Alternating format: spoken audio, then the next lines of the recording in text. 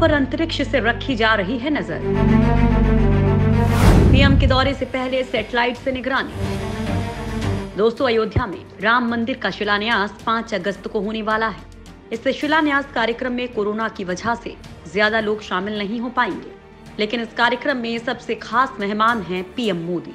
अब पीएम मोदी खुद अयोध्या पहुंचने वाले हैं, तो सुरक्षा एजेंसियां यहां की सुरक्षा में कोई कोताही नहीं बरतना चाहती हैं। इसलिए यहां सुरक्षा एजेंसियों ने डेरा डाला हुआ है। अयोध्या के चप्पे चप्पे पर पुलिस और खुफिया एजेंसियों की नजर है। ये नजर जमीन से तो रखी ही जा रही है, लेकिन साथ साथ अंतरिक्ष से भी अयोध्या पर पैनी निगाहें रखी जा रही हैं। अयोध्या के साथ ही नेपाल बॉर्डर और आसपास के संवेदनशील इलाके इसरो की सैटेलाइट की नजर में हैं। दरअसल भूमि पूजन कार्यक्रम में खुफिया एजेंसियों को आतंकी साजिश की सूचना मिली है। इसके बाद से अयोध्या की सुरक्षा व्यवस्था और कड़ी कर दी गई है। प्रदेश सरकार ने 5 से लेकर 15 अगस्त तक पूरे अयोध्या मंडल को हाई अलर्ट घोषित कर दिया है। पड़ोस के सभी जिलों में भी चौकसी बढ़ा दी गई है। दरअसल दोस्तों, नेपाल से पिछले काफी वक्त से नक्शे को लेकर विवाद चल रहा है। ऐसे में सैटेलाइट से इस इलाके पर खास नजर रखी जा रही है। ये सैटेलाइट इलाके की पल पल की जानकारी खुफिया एजेंसियों को दे रहे हैं।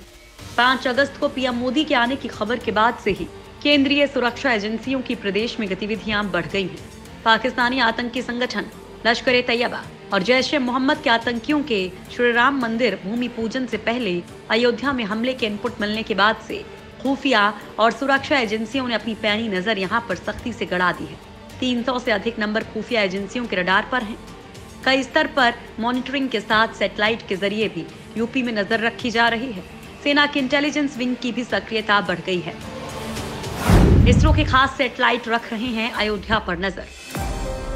दोस्तों, इसरो के जो सैटेलाइट अयोध्या और उसके आसपास के इलाके पर नजर रख रहे हैं, उनमें रिसैट-2BR1 सबसे अहम है। ये एक radar imaging earth observation satellite है। ये बादलों और अंधेरे में भी साफ तस्वीरें ले सकता है। ये 35 सेंटीमीटर की दूरी पर मौजूद 2 चीजों की अलग अलग और साफ पहचान कर सकता है। ये सैटेलाइट सीमा की सुरक्षा के लिहाज से बेहद खास है और इसी सैटेलाइट से अयोध्या और नेपाल बॉर्डर पर नजर रखी जा रही है। इसके साथ ही हो सकता है कि इसरो कार्टोसैट-3 सैटेलाइट का भी इस्तेमाल कर रहा हो। कार्टोसैट-3 एक सैन्य जासूसी उपग्रह है। ये सबसे ताकतवर कैमरे वाला उपग्रह है। कार्टोसैट-3 का इस्तेमाल देश की सीमाओं की निगरानी के लिए होता है। अयोध्या नेपाल बॉर्डर से ज्यादा दूर नहीं है, इसलिए हो सकता है कि उसकी मदद से भी नेपाल बॉर्डर पर नजर रखी जा रही हो। कार्टोसैट सैटेलाइट से किसी भी मौसम में धरती की तस्वीरें ली जा सकती हैं। इसके जरिए आसमान से दिन और रात दोनों समय जमीन से 1 फीट की ऊंचाई तक की साफ तस्वीरें ली जा सकती हैं। इसके अलावा इसरो का जासूसी सैटेलाइट भी आजकल नेपाल और चीन पर नजर रख रहा है। हो सकता है इसरो इसकी भी मदद ले रहा हो। एमीसैट DRDO का इलेक्ट्रॉनिक इंटेलिजेंस सैटेलाइट है। इससे दुश्मन देशों की गतिविधियों पर नजर रखी जा सकती है। एमीसैट से दुश्मन के रडार और सेंसर्स पर निगरानी रखने में मदद मिलती है। अभी हाल ही में सैटेलाइट से तिब्बत में चल रही चीन की सैन्य तैयारियों का खुलासा किया था। पहले भी ले जा चुकी है सैटेलाइट की मदद। दोस्तों, अभी अयोध्या में राम मंदिर की आधारशिला रखने के लिए पीएम मोदी आ रहे हैं। इसकी वजह से सुरक्षा के लिहाज से इसरो के सैटेलाइट दिन रात इस इलाके में अपनी नजरें गड़ाए हुए हैं। हालांकि ये दूसरा मौका है जब सैटेलाइट से अयोध्या की निगरानी हो रही है। पिछले साल जब राम मंदिर को लेकर सुप्रीम कोर्ट का फैसला आने वाला था, तब भी अयोध्या में किसी भी घटना की जानकारी रखने के लिए प्रशासन ने इसरो के सैटेलाइट की मदद ली थी।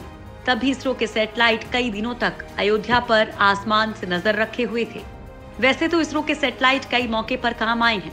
अभी इसी साल की शुरुआत में एक के बाद एक तूफान समुद्री तटों से टकरा रहे थे। तब भी इसरो के सैटेलाइट की मदद से इन तूफानों की गति और इनके कब तक भारत पहुंचने का भी आकलन इसरो के सैटेलाइट के भेजे गए डेटा से ही किया गया था। पिछले साल इसरो के सैटेलाइट ने फैनी तूफान का पता लगाया था, जिसके बाद सैटेलाइट से लगातार इस पर नजर रखी गई थी। जैसे ही एक बड़े चक्रवाती तूफान में तब्दील हुआ, इसरो ने 5 सैटेलाइट इसी पर केंद्रित कर दिए थे। ये सैटेलाइट हर 15 मिनट में ग्राउंड स्टेशन को डेटा भेज रहे थे। इसी तैयारी के चलते बड़ा जान माल का नुकसान होने से बच गया था। उपग्रहों इनसेट-3D, इनसेट-3DR, स्कैटसैट-1, ओशनसैट-2 और मेगा ट्रॉपिक के डेटा का इस्तेमाल फैनी तूफान के आसपास की तीव्रता, स्थान और क्लाउड कवर का अध्ययन करने के लिए किया गया था।